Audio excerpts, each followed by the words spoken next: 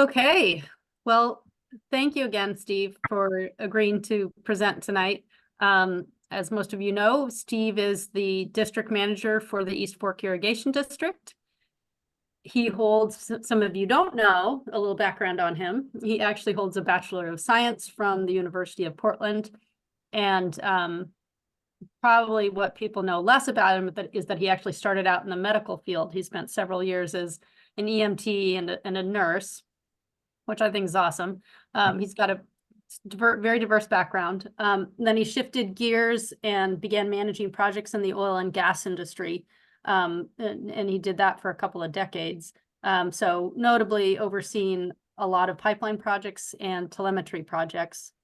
On the personal side, Steve loves the outdoors. I know when he is not working for the district, which in the summertime, it seems like he's there pretty much 7 days a week, but he does really enjoy hiking and fishing and hunting and camping and spending time with his family outdoors.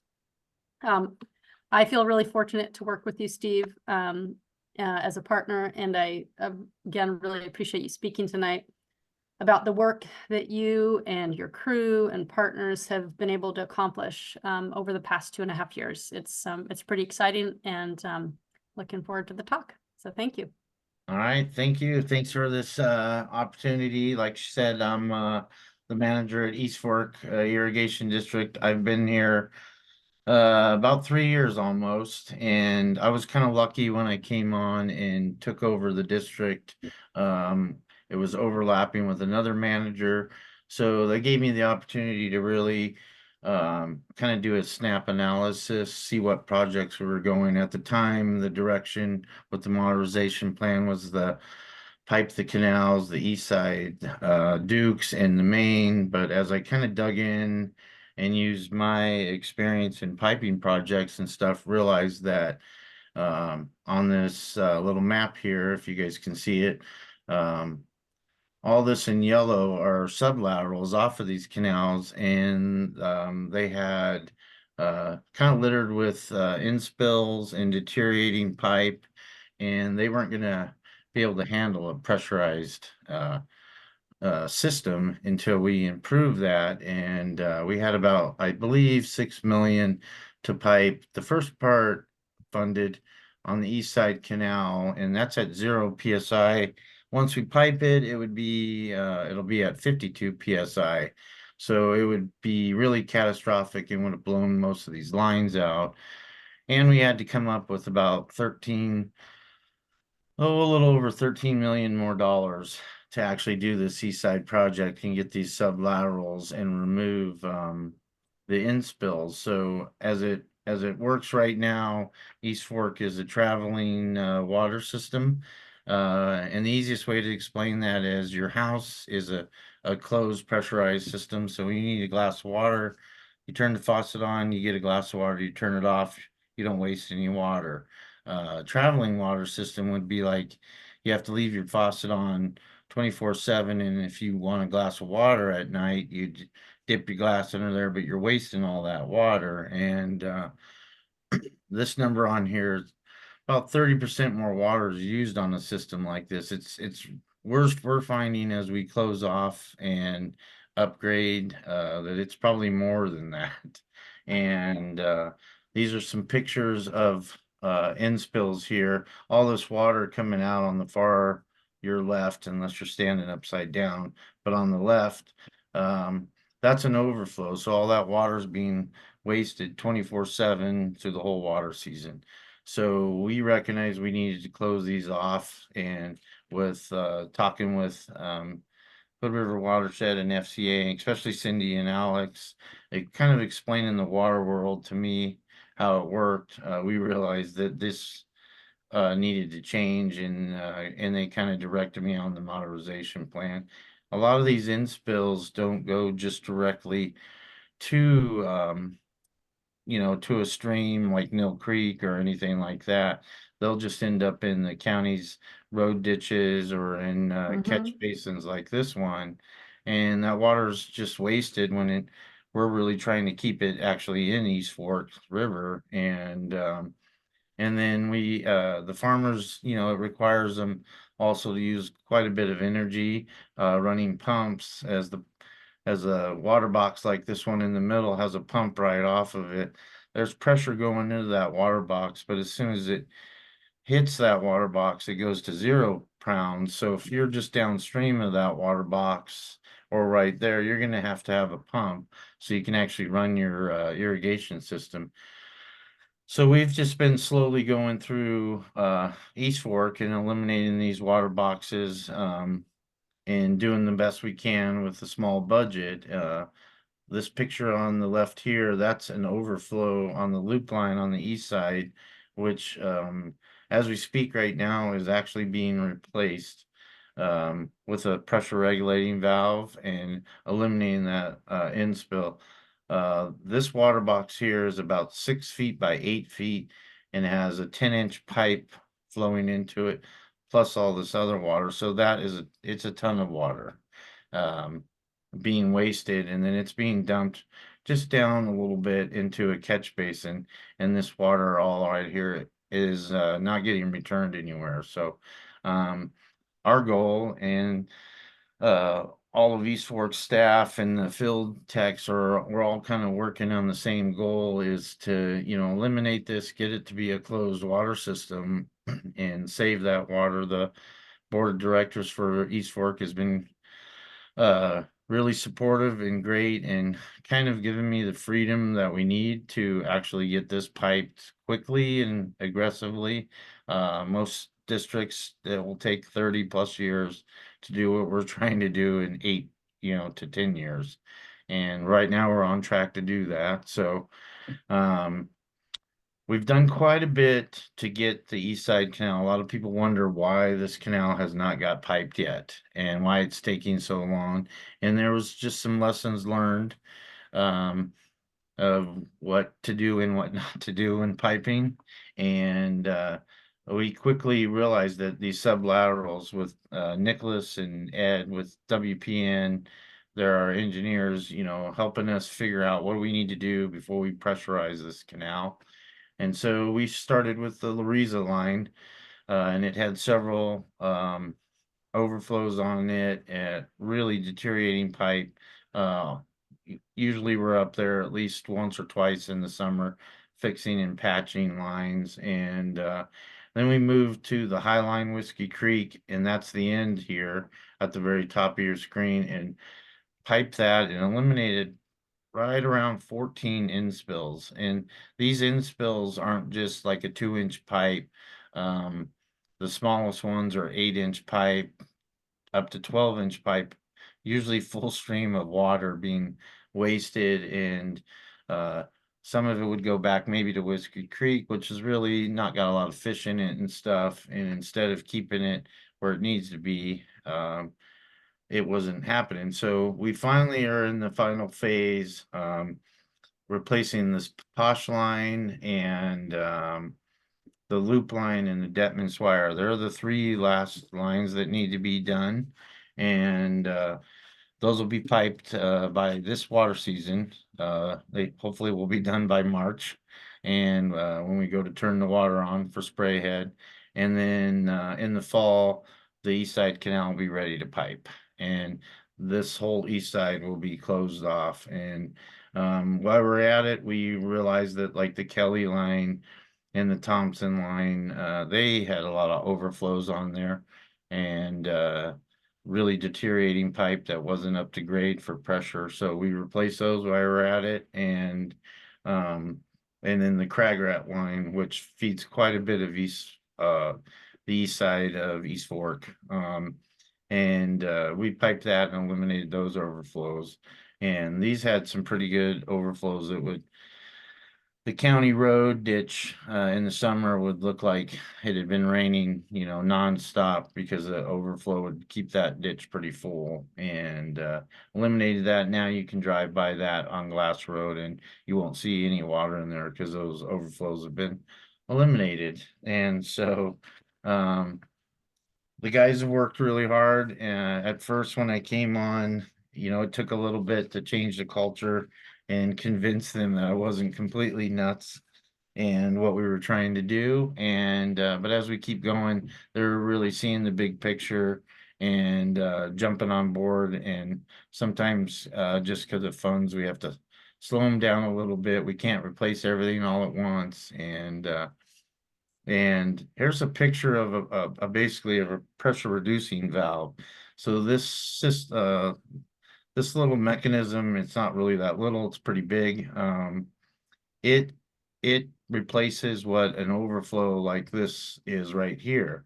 And so instead of all that water being wasted, this PRV will actually, when the grower decides he needs the water and do his set, it'll slowly open up and give him that water he needs. And then when he shuts off, it'll shut that valve down and only send the amount of water you need, but without wasting it.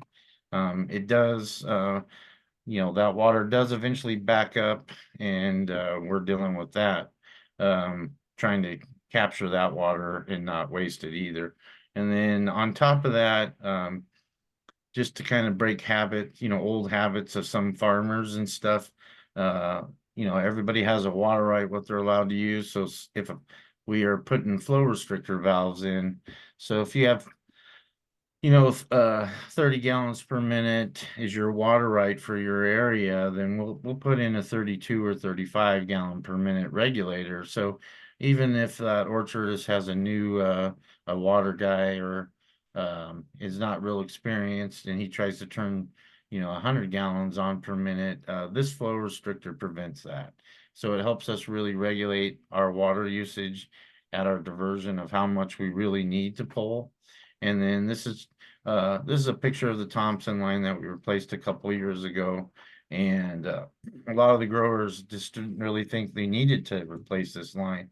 But after we replaced it and they've seen how much it benefits them, and they've been able to, get rid of and get off their hand lines and switch to micros, which is saving quite a bit of water on the east side already.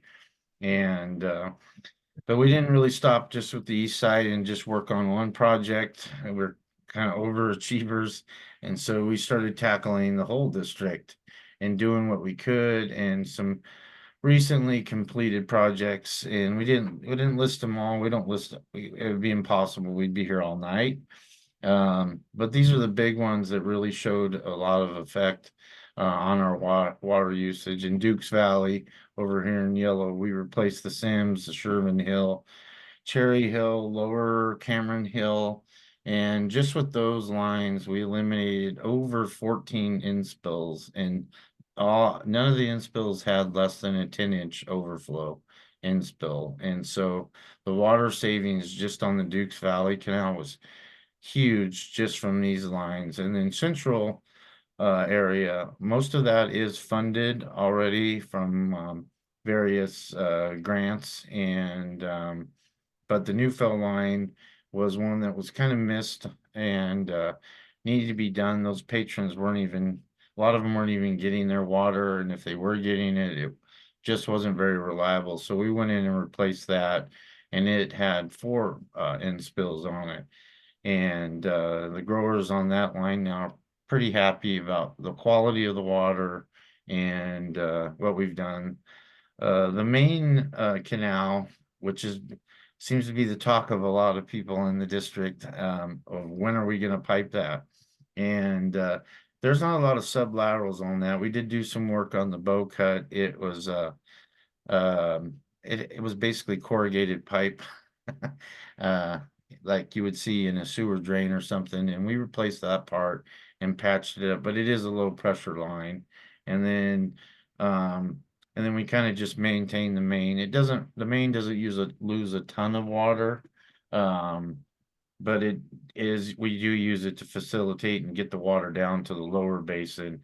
And Mount Hood Irrigation District also has 2 diversions off our main. So we have to kind of keep an eye on that district and make sure they're not pulling more water than they're allowed. And it could be, that can be challenging too.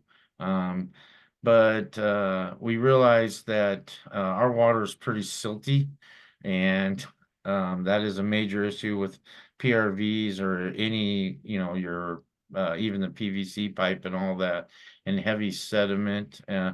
So we put filters in throughout our district, and we have a lot more to go. Trying to clean that water up before it even gets to the farmers or our patrons, so they're more apt to switch to a micro sprinkler and steer away from their high gallon sprinkler heads. A micro uses maybe 0.78 gallons per minute compared to the old school sprinklers. Some of them are pulling over 4 gallons per minute. So just by getting a little smarter and figuring out how we can clean up our water can save water. And when I came on, East Fork was flushing these all at once within 30 to 40 minutes.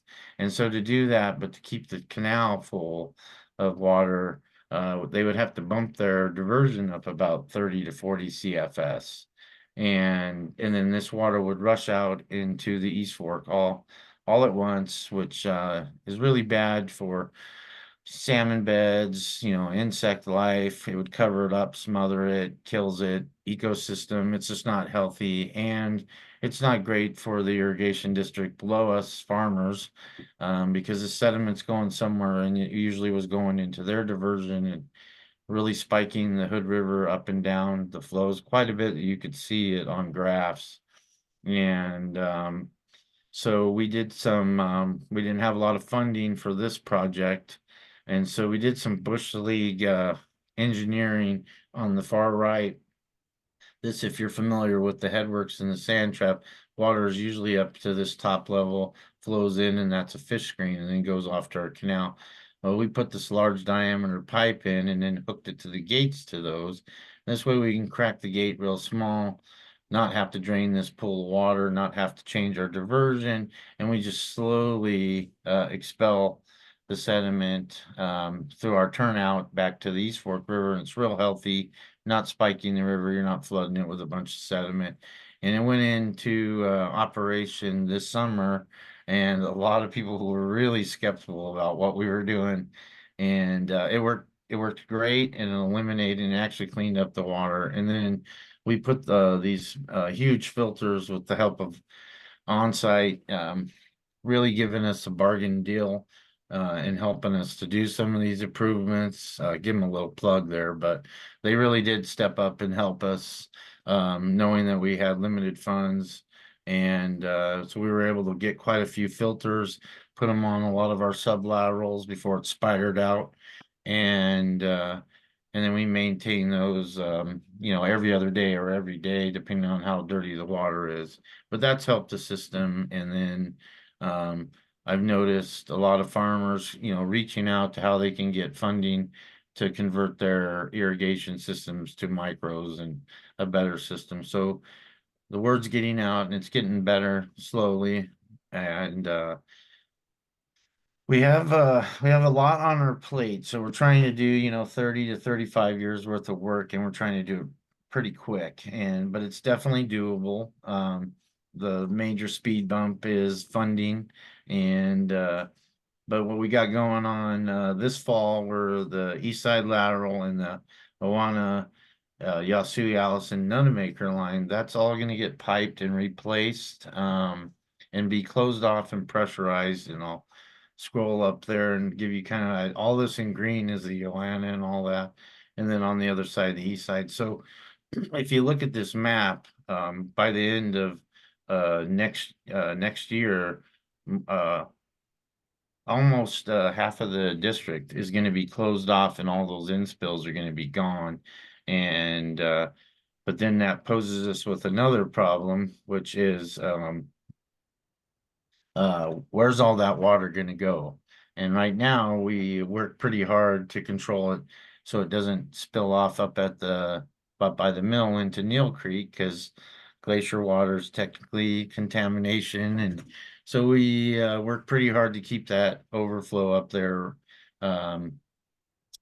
from not going into Neal Creek more than it needs to be. And so we've been working, trying to acquire some land up there so we can do kind of a sediment retention pond that'll capture that water we're actually saving down in the lower basin. And then We're tying in SCADA and telemetry. Right now, East Fork has none, and so our telemetry is, there's 5 of us counting me, and so during the irrigation season, um, historically, East Fork would just crank the water up to about 141 CFS, and that would maintain everybody have their water, everybody's happy, but we were wasting quite a bit, so we just kind of changed the process, got smart with it, and learned how our system, how what we can do to make it better. And we average in full head season now. I think the highest this year was 94.6 CFS. So it's quite a bit of savings just by changing the process and, taking some in spills out. And when the skate is in place, which that's a whole nother presentation, but in a nutshell, it does the legwork. A lot of it, we can monitor it real time. If a farmer shuts off, or a bunch of them shut off and that water doesn't need to be used, the SCADA will talk to the motherboard, it'll talk to everything else, adjust our diversion gates and quite a few other gates, and work with the lag time to only send as much water as we need from the diversion and take it from East Fork, and when we don't, it'll adjust to that. And so we're looking forward to having that in, and it'll probably take us about 2 years to get all the bugs out of it. It's a pretty complex system, and but we'll get it all installed and in place. The year after that, 2025, as long as we do hit speed bumps, because we are dealing with the federal government and the state with funding, and if it depends if they have funds limited or not. And but the chipping Winkleblack and Gilkerson line is going to go in, and that would basically finish off all of Central, a little bit of Dukes, and all we'll have left is this little bit right here that we need to close off. And then East Fork is getting closer and closer to being a closed pressurized system with less waste. And so that's where we are on that. And then we've been working with the Hood River Watershed Group. They just wrote a grant. We're trying to get our fish screens up by our headworks and not down by our sand traps, so we can get rid of that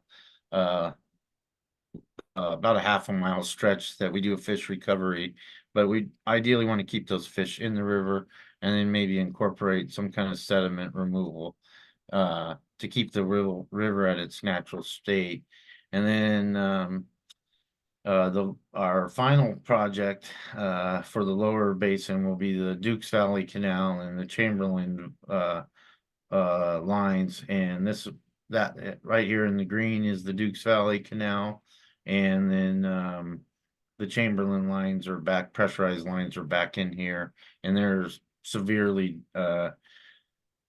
deteriorated, and we have some issues with it. And then the lower basin then will be piped and closed off, and then we would start focusing on the main canal, which is a long ways away from ever probably being piped. But we'll eventually get it there, hopefully before I retire. And by eliminating these canals and water boxes, we deal with a lot of debris, and we have to keep that clean to keep the system running, and the quality of the water, and so it's delivering water. One of these little cones, I guess you'd say, we call it popcorn, but gets in our PRVs or in the pipe, and it really causes and wreaks havoc, and requires a lot of operation and maintenance to keep it out of there during the season, so we can keep delivering water.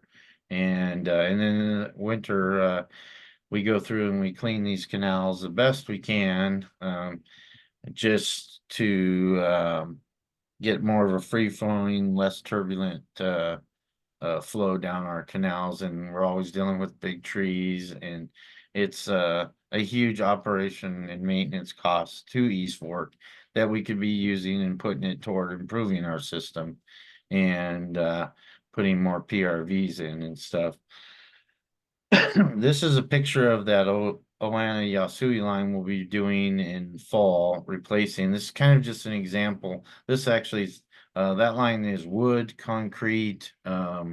It does have some low pressure PVC, also has some high pressure steel pipe. So it's pretty much got the whole buffet of all kinds of pipe in there. This is concrete here. This line, we generally in the season have about 8 to 12 leaks like this. Um, and we have to get in there and repair them while we have water running and keep that water running because this line feeds quite a bit of our district, and we don't want it to go down.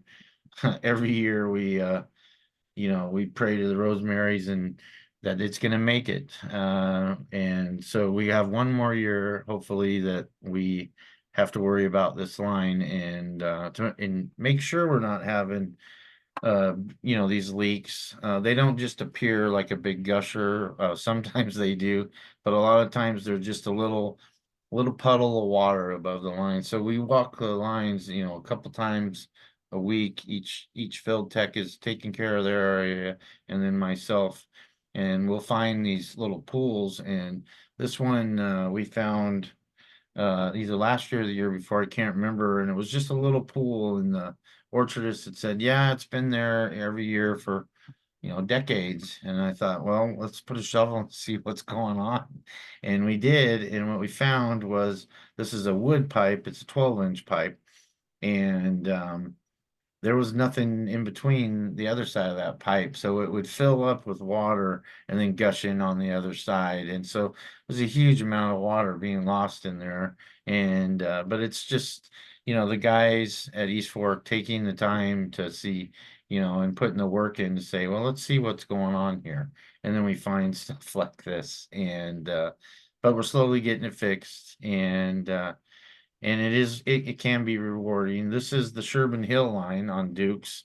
We went in to just replace 200 feet of pipe, and as we started getting into it, we were finding the pipe was looking a lot like this, and that it had 7 inspills on it with 12-inch overflows. And so we didn't really have a lot of money, but we knew this had to be fixed. So we just started replacing this pipe. And once again, on site helped us out so we could get it done and afford it. And then OWEB, the Oregon Water Enhancement Board, had some leftover money, and we put in for a grant. And we're able to get reimbursed for that, and actually was able to help us with the SCADA also and stuff. So the state agencies and the feds have been great, helping us get to our end goal, which is to fix our system and get it up to speed with the other districts. And but we noticed with these 7 inspills just on this one line, a huge difference on the canals, how much water was in the canal and everything. We had a lot of calls this summer where people thought our canal had breached or there was an issue because it was flowing so much lower than normal.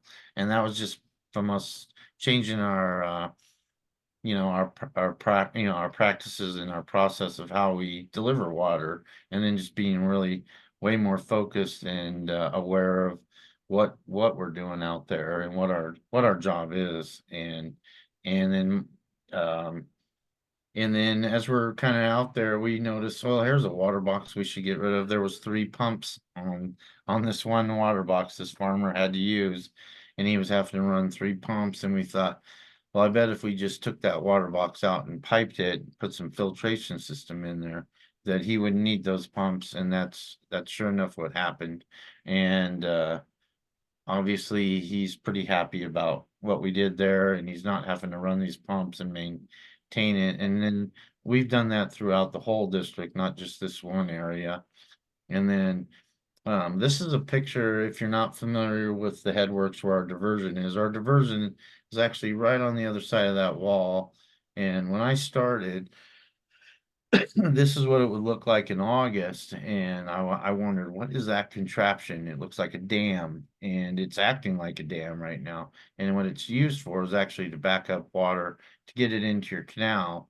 But if you're pulling, 141 CFS, that doesn't leave much water in the river. And we do have a treaty with the tribes. Right now we have to maintain 17 CFS down below from our Obermeyer, and that Obermeyer is broken into four pieces, so it can drop and move and let more flow down. But if you're pulling too much at your diversion, you're gonna have this effect. And then the fish screen or the fish ladders right here are supposed to allow 15 CFS. And at this time, when I took over, they were pretty plugged up with sediment, and just like our sand traps, they'll get plugged up. So uh, it was getting about 9 CFS, and the tribes made it aware to us that, and at that time I didn't realize we had a treaty. And then by 2027, I believe it's got to be to 25 CFS. So my first winter, we went in and we fixed that fish ladder and made sure that we always were going to have 17 CFS to maintain the treaty, while we figured out how we gonna do things better at East Fork. And so we eliminated those in spills, and we've gotten grant funding, and we've worked with other agencies like the Hood River Watershed and Hood River Soil and Water and Conservation. I think I said it right, maybe not. FCA and the tribes to get to where we are this year. And this is the same time in August, and that's our Overmeyer right after our diversion. And before, you could walk across that, maybe get your ankles wet. Now, if you try to walk across that, you're getting to get your ankles wet. And our lowest we ever got in this area, and we're not trying to brag, but we are proud that we're seeing some results from all the hard work. And the lowest we ever had in that area was like 34.6 or something CFS. So we've already met the goals that we needed to do. I guess in some ways we should slow down, but we're going to keep going, because the more we close off, the more we improve, the better it's going to be for this river. And you'll see flow going over that. But the last 2 years was we were seeing salmon here, right in here, trying to actually jump up that. And on the other side there was salmon. So that was great to see actually some salmon up there, me being a fly fisherman. And no, I didn't fish there, but I sure wanted to. But it was rewarding for us, and you can actually see some results from all the hard work of everybody in the basin. And obviously it's not just East Fork that's doing all this for myself. This is a huge cooperation between a lot of people. Federal and state grants, that's how we do this work. We get a lot of our money from the Natural Resource Conservation Service, Bureau of Reclamation, OWEB, Oregon Water Enhancement Board, and Oregon Water Resource Department have helped us out. So we've currently got about $21.6 million in grant money now to do these projects, which seems like a lot, but it's not a lot, and it spins fast, and it's a nightmare to try to keep track of all these grants and these reporting. Cindy has been helping. Actually, she's been doing it, and she's training me how to keep up and keeping track with this. But it's been great having that support. And then we kind of keep the lights on and food on our family's tables with the patrons fees that they pay. We have about 10,000 acres in our district. It's the largest in the basin, and our rates are pretty reasonable if you check rates around Oregon. And we really want to try to keep our rates from raising, and use grant funding, and be patient and strategic on how we get that, so we don't have to raise our rates any higher on the farmers. They're having a hard enough time. We don't need to be a burden too. So, and then the Confederate Tribes of Warm Springs, they have provided a ton of funding for us, and over the last couple decades, but just in the last 3 years I've been there, when I've needed to fix something in an emergency or needed help or whatever, they have stepped in and helped us out. They help with fish recovery, and they've been great partners actually to work with, and enjoy working with them. Our key partners that help us, obviously the Hood River Watershed Group, Cindy and Alex, have really helped me enter the water world. It's much different than, it's similar, but it's different than the oil industry and stuff. But they've helped me apply those skills into the water and really understand what I can do at East Fork to help our watershed and our basin. And it's kind of fun working with them and maybe being a conservationist now instead of scorching the earth with oil pipe. But Hood River Soil Water Conservation District with Heather and Chris, they have been great help. I can pick farmers to them and they help guide them through with equip and other funding. So they're kind of jumping on board to switch over to micros and upgrade their irrigation systems, which, you know, it takes all of us full circle to join in to really save that water and keep it in stream and help the habitat and everything. And then Nicholas and Ed with Watershed Professional Network. Nicholas is our engineer. He's crazy. He's got crazy skills and he's crazy. And he really enjoys and has a passion for what we're doing at East Fork and through the whole basin to get where we're at. He's not afraid to try something new, and he's not afraid to tell me I'm crazy either. So it's been a good partnership. And then Farmers Conservation Alliance has been there to help us move a few things around in our modernization plan to make them more realistic and also deal with the bureaucrat and political part and get our word out there about East Fork, you know, not just in Oregon, but through the whole nation and get funding for us to get to where we're at. So that's kind of in a nutshell as quickly as possible because I know it's late. What we got going on in East Fork, but there's so much more too. But that's kind of a nutshell we got. So I don't know if you guys have any questions or anything. Did I stop sharing this, right? Yeah. Yeah, that sounds Okay. good. All right. Steve, thank you so much. That was fantastic. Can we give Steve a round of applause before we go into questions? Yes. Yay. Awesome. Amazing. Wonderful. I'm blushing Such now. good work. Thank you. I have a question. All righty. Can I screen these questions first? No. So my question is about dealing with sediment accumulation in a completely piped system, and whether, I mean, when something is completely enclosed, including at the downstream end with no end spill, do you have to periodically open it up to flush the system, or is that an issue that's basically left to the customers to deal with their own smaller pipes gradually filling with sediment, which was No. what happens on my property? Right. And so that is an issue right now, and that's why we're like aggressively trying to acquire that property to do a sediment retention pond so we can capture that. And then we also have plans. I'm trying to convince Nicholas that it's worthwhile doing up at the headworks where we can put a couple more and really capture that sediment first. And on these lines, when we say closed, it's not completely closed. There is going to be drains and outlets where we can, if we need to, flush that system out. And then not just having a straight pipe.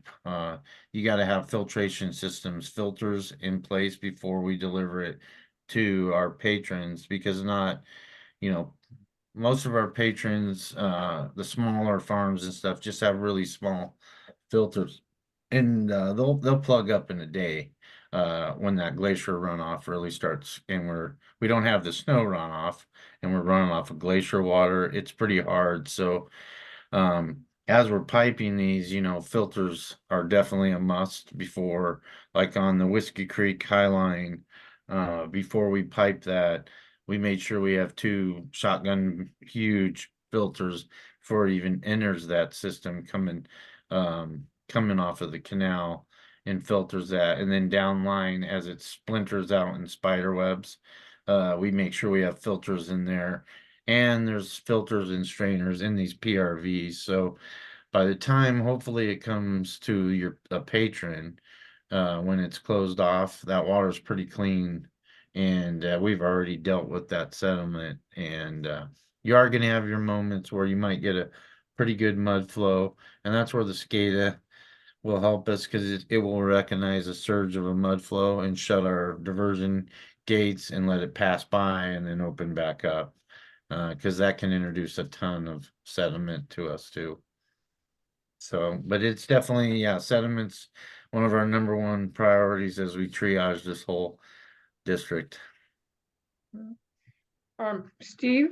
Yeah.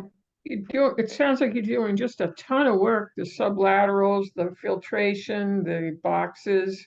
Are you Mhm. doing all that? Is the staff doing that work? Are you contracting it or what? We contract, it's about probably 50-50 now. At first, when I first took over, it was mainly the staff, and at that time we only had 3 field techs and myself. And so we were out there, and then we had a field tech that retired, but he really cares about East Fork, and he kind of came out of retirement my first 2 years and to help me, get to where we don't really have any mapping of these pipe, so it's a hit and miss. And where's this pipe at? And so, but now as the grant funding starting to come in, it's about 50-50 right now. We have to, if we want to stay on pace, we got to be part of it too. We can't just sit back and let the contractors do it all. And then we're usually involved, like right now with the Posh loop line and Detmans wire, we're working with the contractor to ensure and make sure, like, because our system is unique with the sediment, we're making sure, no, we don't want that type of strainer. We want this filter, and then we want this window glass and all kinds of other stuff, and we work really together. And but we managed to hold it together. And it's a different group of guys. I've managed a lot of employees over my time, and I have to say these 4 field techs are probably the best workers, and they take ownership than I've worked with in a long time. So I'm pretty lucky on that part. So Well, we feel lucky to have you. well, good. I got you all full then. Perfect. No, I'm just kidding. So, but yeah, I enjoy it. I love it, and it's a great job. I get to be outside, and most of the time my dog gets to be with me. So he's pretty happy. I don't know where he is right now, but it's just it's a great job, and it's great to be part of something that is actually important.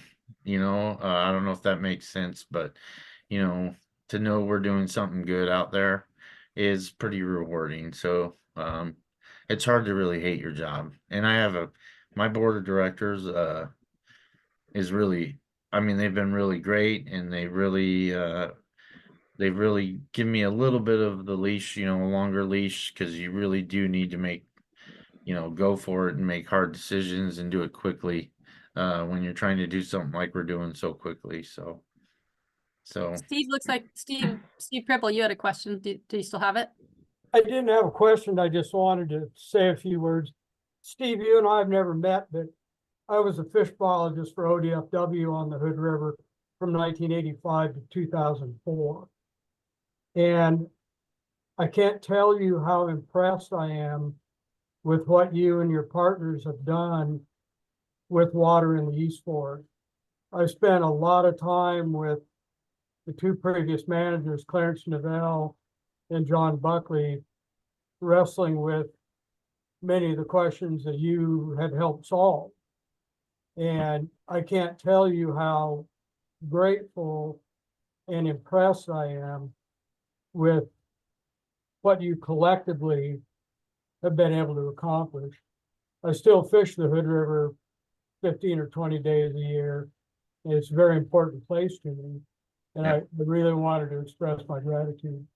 Well, thank you. I appreciate it. It's nice to hear that. My head's getting kind of big. I need to hold it up. So, Well, I could tell you stories and go on for hours about the old days, and I think Holly and Chuck and Brian Nakamura too yeah, would be able to contribute to some of those stories. But what you have managed to do for water and to the benefit of fish in that subbasin is truly stunning to me. Mhm. thank you. Hmm.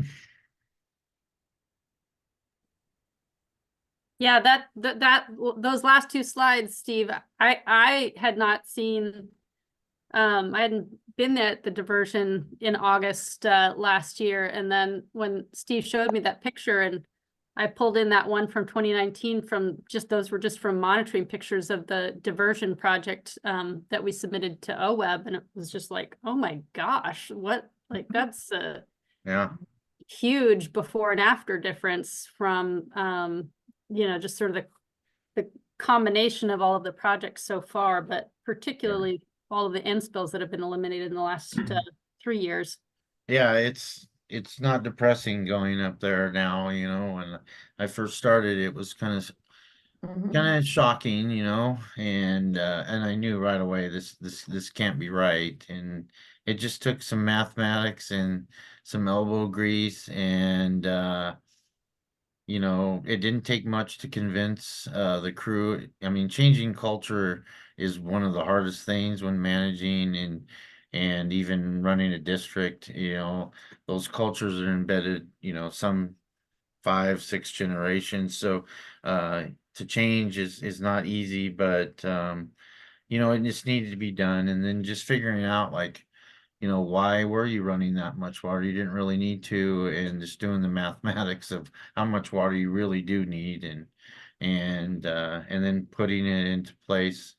And then with OWEB, and the tribes giving us that grant money for SCADA, it's upward to about over 400 grand, 500 grand to do it throughout the whole district. So it's pretty expensive. And we were grateful that we got that money and got that grant and are being able to implement it because it'll be able to do real time, right on the money. We can't catch everything. It's a huge district. It goes down to China Gorge all the way up to Toll Bridge, and for 5 people, you can't keep an eye on everything, and that SCADA will help us really keep it regulated and so yeah, we're pretty excited. It'll be online in March or April, and then we'll have to work all the bugs out because there's quite a bit of complex programs going in on that have to be programmed and dialed in. So it should be exciting. But we have the help of Nicholas and actually Craig Dehart from Middle Fork. He's pretty smart on that. That's going to help us get it all dialed in. So we all kind of work together, farmers and all the districts, helping each other. And they've been really good to help me in the water world. So it's fun. It's rewarding. I enjoy it. So my hair's getting pretty gray from doing it. I'm actually only 27 and I don't know what's going on at this job. So Yeah, you started in the oil and gas industry when you were 13, right? yeah, something like that. Yeah. You would have to call me out now. I'm the same age as you are, Steve. So whatever you say. It must be the water that's graying us out or something. I don't know. Yeah. Anybody else? Looks like everybody kind of said what they wanted to. Thank you, everybody. And nice to see everybody's faces. And not sure if we will do virtual again next month